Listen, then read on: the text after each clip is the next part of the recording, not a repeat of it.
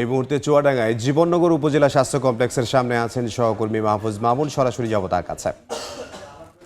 মামুন, চুয়াডাঙ্গার জীবননগর পৌর বিএনপির সাধারণ সম্পাদক শামসুজ্জামান ডাবলুকে গত রাতে সেনাবাহিনীর একটি দল তার ব্যবসা প্রতিষ্ঠান থেকে উঠিয়ে নিয়ে যাওয়ার পর তাকে সেনাবাহিনীর হেফাজতে নেওয়া হয় বলে স্থানীয় নেতাকর্মীরা জানিয়েছেন। তাকে নির্যাতন করার অভিযোগ করেন স্থানীয় নেতারা। বলেন যে তাকে নির্যাতনের পর সে শারীরিকভাবে অসুস্থ হয়ে পড়লো। তাকে জীবননগর উপজেলা স্বাস্থ্য কমপ্লেক্সে নেওয়া হয়। সেখানে তার মৃত ঘোষণা করেন কর্তব্যরত চিকিৎসক। এরপর তার মারা যাওয়ার বিষয়টি নেতাকর্মীরা জানতে পারার পরই বিক্ষোভে ফেটে পড়েন এবং তারা নানা ধরনের স্লোগান দিতে থাকেন এবং নেতার এই মৃত্যুকে তারা কোনোভাবেই মেনে নিতে পারছিলেন না বিএনপি সহ সহযোগী সংগঠনের নেতাকর্মীরা।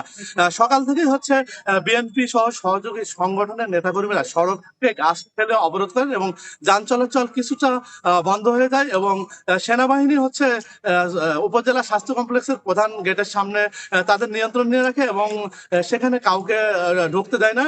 ঢুকতে না দেওয়ার কারণে নেতাকর্মীরা কন্টিনিউ তাদের অবরোধ চালিয়ে যায়। এরপরে অবরোধের অংশ হিসেবে ব্যবসায়ীরা এখানকার দোকানপাট বন্ধ করে রাখে। তারা এখনো বন্ধ রেখেছে দোকানপাট।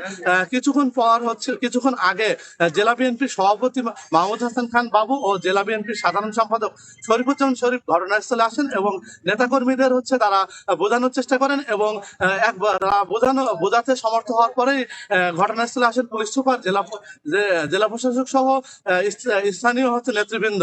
এই ছিল চুয়াডাঙ্গা থেকে সর্বশেষ। চুয়াডাঙ্গা থেকে সহকর্মী মাহফুজ মামুন।